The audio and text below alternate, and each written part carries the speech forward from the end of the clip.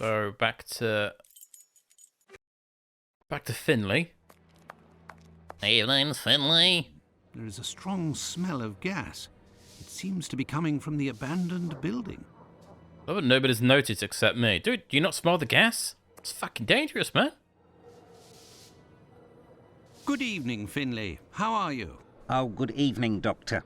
So. And you? I love how this guy is just like, he's brushing or sweeping up at night. Like, who does that? It smells of gas here. You might say, Doctor, without wanting to speak ill of the force, I have to wonder if the police are up to something. What do you mean? Well, I was outside yesterday evening when the light went out at my place, and a gas smell came from the abandoned building across from my place. And a minute later, the police arrived and was snooping all around like it was them who hit the gas before arriving. Well, and they didn't fix it. They just left a gas leak. Have things sorted themselves out with your How? strange tenant? Don't talk about it, Doctor. That man is truly bizarre. He goes to the most sordid locations once night falls.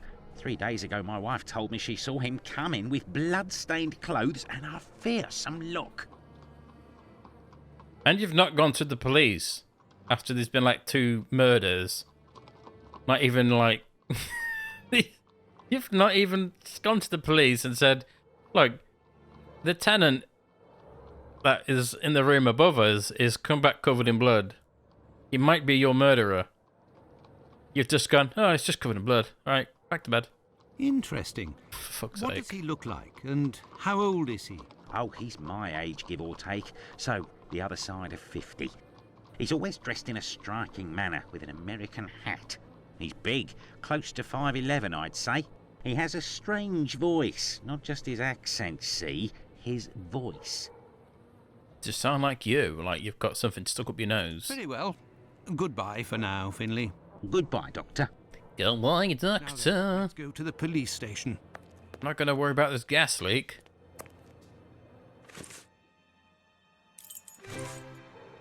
Back to the police station. There's a lot of bloody back and forth in this, isn't there? Yes, Doctor. Tumblety is a man around 5'11", about 55 years old, extravagantly dressed and with a rather distinctive voice. He boards at Finley's. You should know where that is, as the police were there only yesterday. Their arrival coincided with a strange gas leak. Ah, yes, I know where you mean. Indeed, there was an odd affair with the gas. It was rather unsettling. We were searching for a well-known scoundrel who was ratted out by 𝘨𝘨𝘮𝘮, the chap we followed and saved from the pack a few days ago. This thug, 𝘨𝘨𝘮𝘮𝘭𝘮𝘪, must have been in the abandoned building in question. But there was no sign of him when we arrived. Furthermore, an inspector said that, given the smell, the thingamabob that supplies gas to the building was probably damaged. So we took no risks and were called away somewhere else. And you didn't think to, I don't know, let's hire a gas man to come and turn off the gas before it inevitably explodes. I will take my leave, Humphreys. Goodbye, Doctor. What a bunch of fucking idiot policemen. Caused a gas leak, but we're just going to pretend it doesn't exist. Like really? Hold on, so 𝘨𝘨𝘮 ratted this 𝘨𝘮𝘭𝘮 guy out. Funny. You get...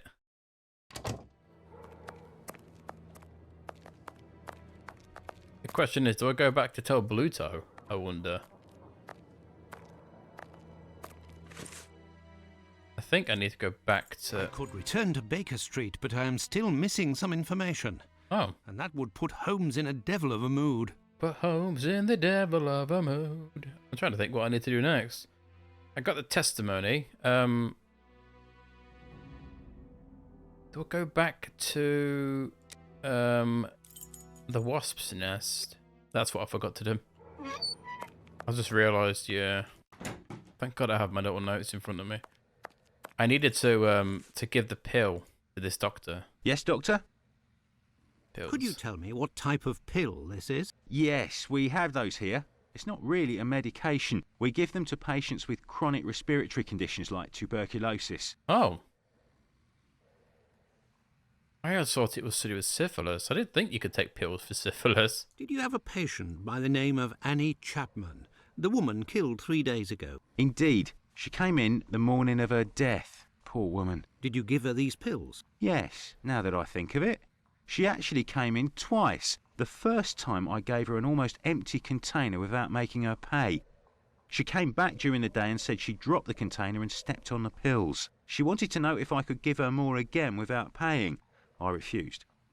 After she left, a patient who was there told me that he lives at the same place and confided that she had been lying. He saw the pills fall in the tenement's communal kitchen, but the woman immediately wrapped them up in a piece of paper. Where did this paper come from? According to this man, she'd found it near the chimney in the kitchen. Anyone could have thrown that paper there. That envelope can't have anything to do with the murder. Pardon, Doctor? Nothing. I was just talking to myself. There we go. Well, farewell, Doctor. Goodbye, Dr. Watson. Well, it would seem That's that what I was waiting have all for. the information I need for my investigation. Anyway, this fellow Bluto at the Wasp's Nest is rather shady and doesn't look like he'll want to cooperate. I'd be better off returning to Baker Street. Holmes will certainly know what to do. And besides, I am worn out. I knew I needed to do... I don't know why I didn't do the Let's pills. go back to Baker Street. Home, sweet home. There we are, Holmes. I Nice. told you in great detail everything that happened last night. Excellent work, Watson. We shall now be prepared to answer a few questions about the horrible murder in Hanbury Street. Do you think we are now in a position to find out the identity of the murderer of these two women? No, I don't think so. It's outside of our scope and not our responsibility. As much as you've done for Leather Apron and the affair with the pills, our mission is to help the police by ensuring that they don't get caught up following false leads and to point them in the right direction. Let us start from what we know with some certitude. As you have just said, it is almost certain that the same person killed the Bucks Row and Hanbury Street victims. The reasons to assume as much are numerous, and I shan't elaborate here. What do these two victims have in common? What did they have in common? They had the same profession. They were ladies of the night. It's true these two women were in the same profession, but... Indeed, Watson, these two women were both prostitutes. That is of vital importance, Watson. My memory from your examination of the scene is rather hazy. Didn't you say something about the killer's frame of mind? I was talking about the victim's possessions that were placed on the ground and the rings missing from Annie Chapman's fingers. This killer is a cunning predator, comes from a rather humble background and shows steely self-control in carrying out the murders. Something is puzzling me, Holmes. Richardson's testimony contradicts the time of death given by Dr. Phillips, which also matches my own, 4:30 a.m. And yes, we shall confirm that, Watson, and attempt to determine the precise time of death. In order to do that, we will need to place everyone involved on a timeline. Only after that will we be able to place the knife symbolizing our killer. Let's look at our timeline, Watson. Okay. The timeline. This is where it gets confusing. So, we need to know everything, like all your documents and all your notes and shit. All that comes into play with these timelines. They're not too difficult at the moment. It's just that some of them are really like, what? So, estimated time of death, according to Dr. Watts and Dr. Phillips, is 4:30. So, I think we can... Let's have a look. Hey, it didn't actually take you anywhere. Let's put the time of death as assessed by Dr. Phillips on the timeline. Which is... That's picky. The assessment of the time of the murder given by Dr. Phillips and yourself, Watson, 4:30 a.m. Okay, which one is...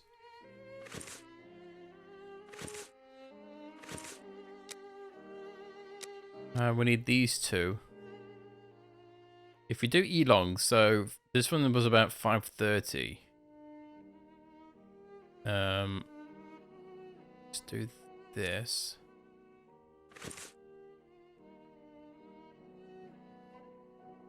Oh, no, that wouldn't be right. Oh, no, I guess it doesn't really matter, does it? So, Miss Long saw the woman at where are we? 5:30. Now, for the most important part, the test. Let us assume, therefore, that Miss Long's testimony is, as is most certainly the case, true. She places her meeting with the victim at around 5:30, claiming to have heard a clock chime on the half hour at the moment when she enters the street. Okay, and another piece of information can be testimony for this, for 𝘨𝘮𝘦𝘴𝘱𝘦𝘪𝘳. I'm not sure about these. These are witnesses, aren't they? One of them has to be... what was his name? Richardson, wasn't it?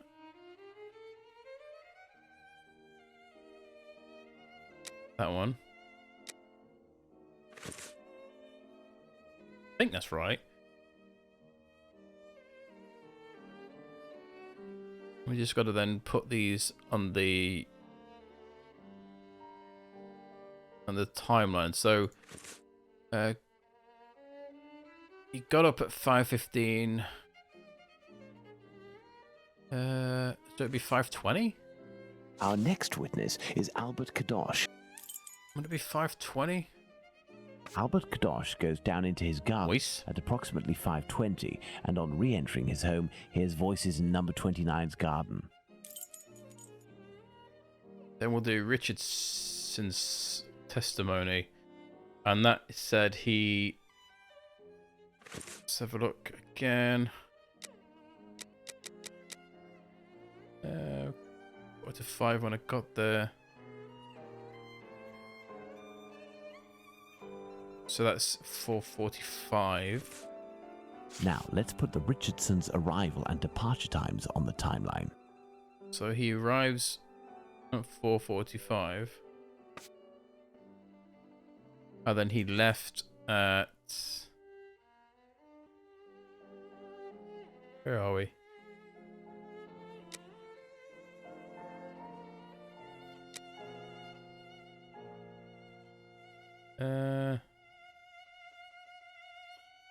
They would sit down in the courtyard. She was giving him grief. Cut the leather. Blah blah blah.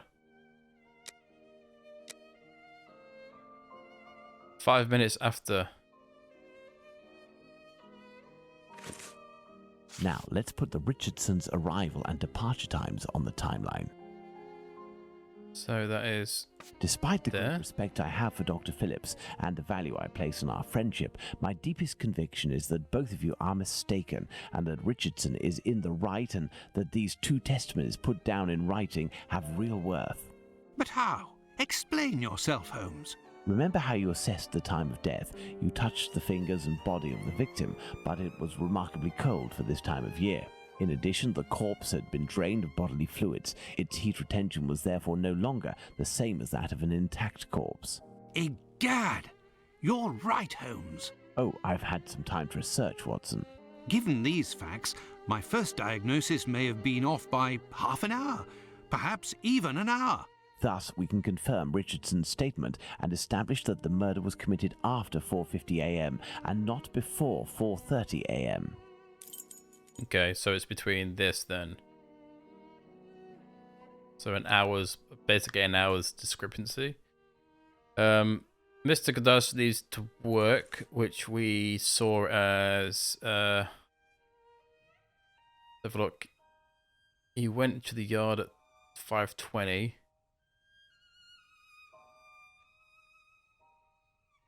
The only word he got from 5:20... Approximately 4 minutes later, he heard a noise, so... Let's place this symbol that represents 𝘨𝘮𝘮𝘮 on the timeline. 5:24, sorry. 𝘨𝘮𝘮𝘮 goes back down into his garden approximately 4 minutes after having left it, and hears the sound of an impact against the wooden fence. Okay, and then he leaves... This is approximately 5:32. Let's place this symbol that represents 𝘨𝘮𝘮𝘮 on the timeline. 5:32. 𝘨𝘮𝘮𝘮 leaves the garden, enters his house, then leaves for work, seeing the clock on the Spitalfields church showing 5:32. And then We Watson left and the station at Holmes. 6 o'clock, and it took us 20 minutes to arrive at Hanbury Street. So 6:20. Our arrival at the scene Nice. occurred at around 6:20. Given the distance separating the two locations, we can deduce that the corpse wasn't discovered after 6 o'clock, and therefore that the murder must have been committed before. Excellent, Watson. All our people are now in place. Yes, but Holmes, Miss Long claims to have seen the victim at around 5:30. But according to Kadosh, someone, most certainly the victim and her murderer, was already in the garden at 5:30. Excellent observation, Watson. It must be noted, however, that these two witnesses, Long and Kadosh, saw the time shown on the clocks in the area, which are often inaccurate and went by their empirical and, in this case, erroneous estimate of how much time had passed. Thus, neither of these two times can be considered reliable. Do you mean to say that these two testimonies might match? Indeed, let's put Miss Long's meeting with the victim at 2 minutes before 5:30. So move Elong 2 minutes. Let's So add Miss Long's meeting with the victim at 2 minutes before 5:30 a.m. that Mr. one. Kadosh claims to have passed by the Spitalfields Church at 5:32, which, given the distance from 27 Hanbury Street, would mean he was still at home at 5:31. Let's therefore put the end of his testimony at 5:31. Only a minute behind, isn't it? Miss Long heard the man say to the victim, "Will you?" To which the victim responded, "Yes," which would suggest that an agreement was reached and that the transaction was imminent. They then proceeded to enter the garden, which puts the voices heard by Kadosh at 5:29. Is 5:20. Oh, this is like, there you go. Thought that Kadosh had left 27 Hanbury Street at 5:31 after having heard an impact against the fence. Thus, 2 minutes passed between the moment when Kadosh entered the house after having been in the garden the first time and the moment when he returns to go out again and leave for work. How long did he estimate this interval to be? 3 to 4 minutes. In light of all this, Watson, we can finally establish the time of Chapman's murder. Now, place the knife at the exact time. It should be 5:30. Now then, taking into account that the local clock isn't exact and that a young man was off by a minute or two in his estimations of his comings and goings, we can confirm Miss Long's testimony and place the time of the crime at approximately 5:30. But in that case, Holmes, the man that Miss Long saw, is none other than... That's right, Watson. It was the Whitechapel killer. To think that Miss Long and Kadosh were only a few feet away from him. Indeed, Watson. Had Miss Long passed just a little closer to the victim and her assassin, or had the young Kadosh popped his head over the fence out of curiosity, the killer would most certainly already be behind bars. That's some stroke of luck he had there. I couldn't agree more. Or he would have killed them. His luck didn't end there, given the mutilations inflicted upon this poor woman. What must be considered above all is the killer's obvious wish to remove one and only one specific organ. His surgery pinpointed the exact spot, avoiding superfluous incisions. This suggests the man possesses at least a minimal anatomical knowledge. Are you suggesting a doctor or a butcher? Perhaps, but the possibilities are still too broad to conclude with any certainty.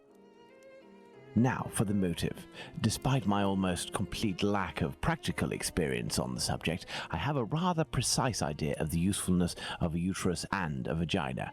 Nonetheless, once they are separated from their usual envelope, I am more circumspect as to the uses one can make of them. What do you think, Watson?